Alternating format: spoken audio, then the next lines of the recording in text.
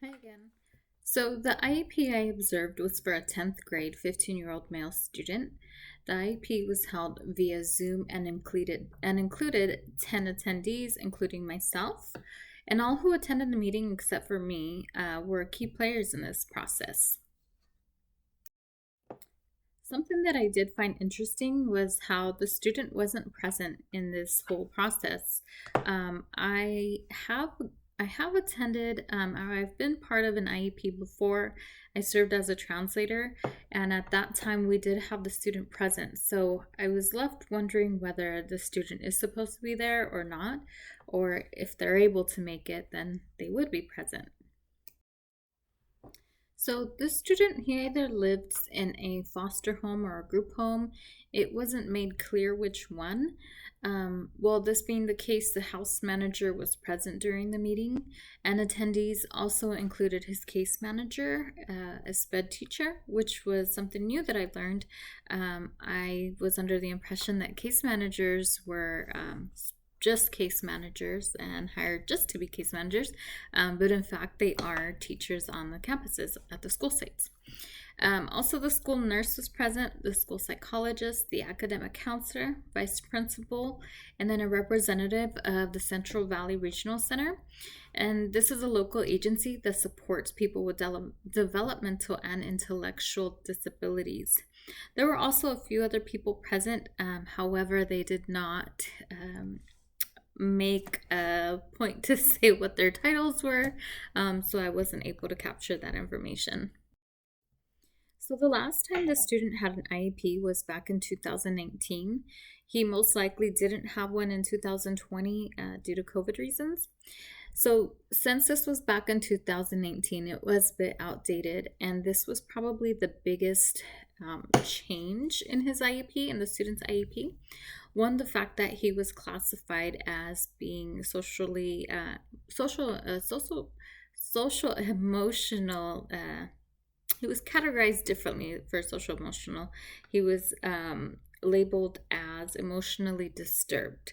However, after assessment this year, they were able to reclassify him, and he is considered intellectually disabled. So that changed a lot of things within the IEP, as well as the services that he qualifies for. Both those that could be removed from his IEP and then possibly qualify for new programs or services. I want to go back to the attendees for the meeting, as each of them, as I said earlier, were key players in this meeting. So the school nurse had actually met with the student, and she was able to talk to him and have a conversation about his likes, dislikes, his interests, things like that.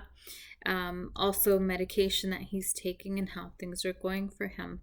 So that, I feel, played a really important role in this IEP, because at the same time, the house manager was able to talk to the nurse.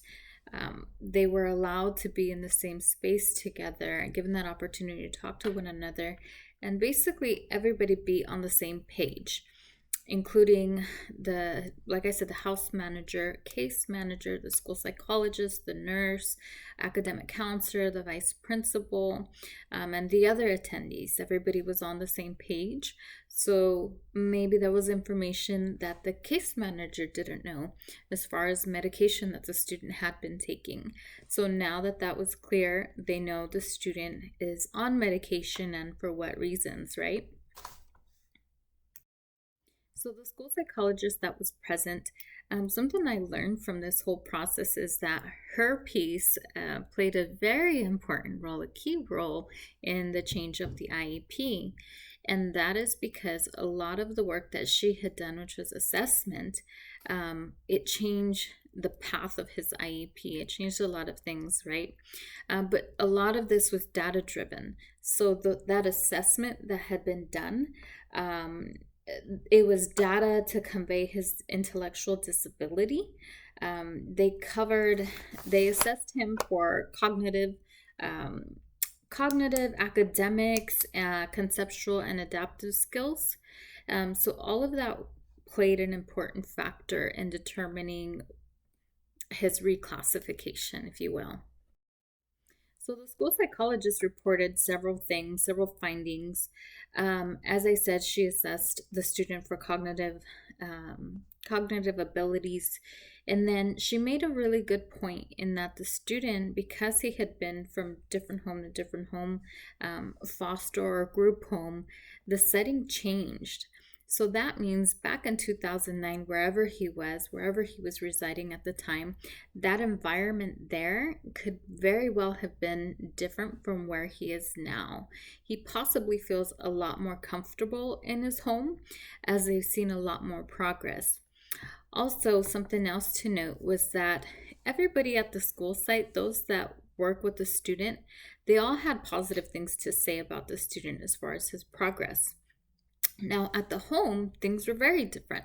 There were different observations made, and again, that could be because of the environment.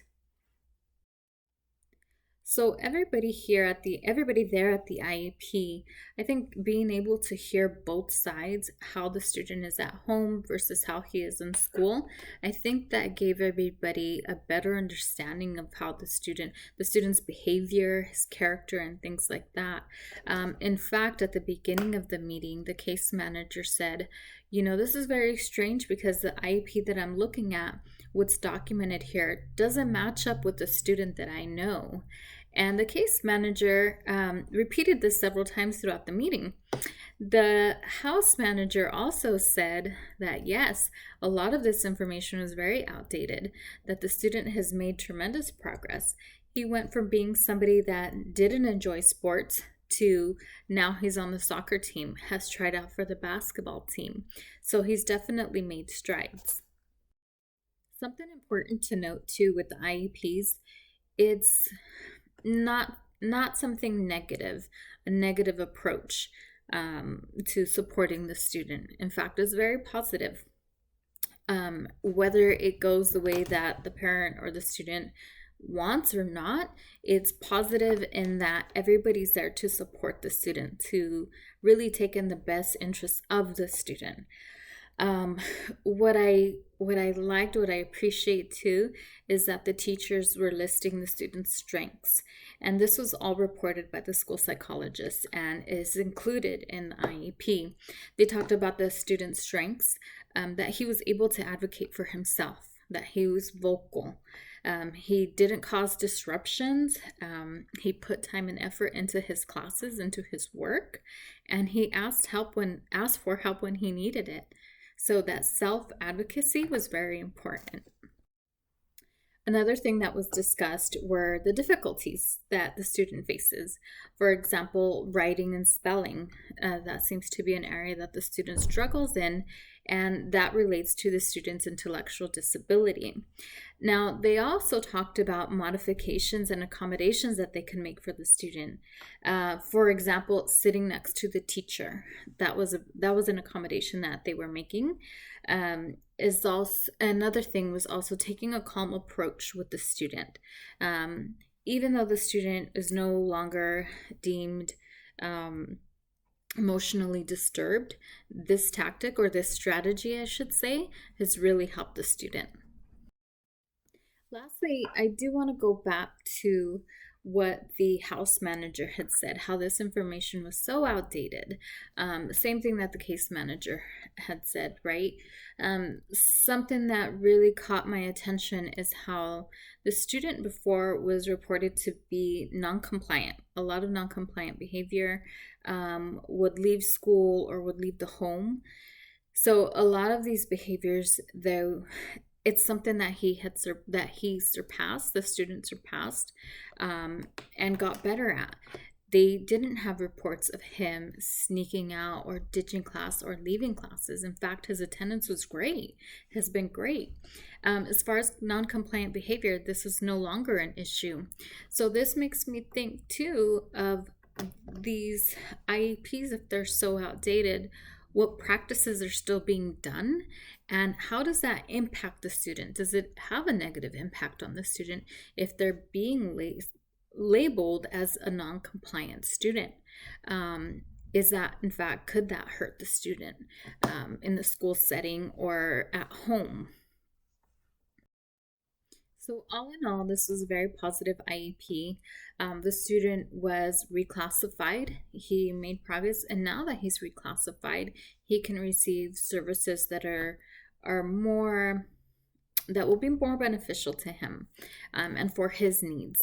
And again, I just want to stress that this IEP, what I've learned is that it's a support team for the student.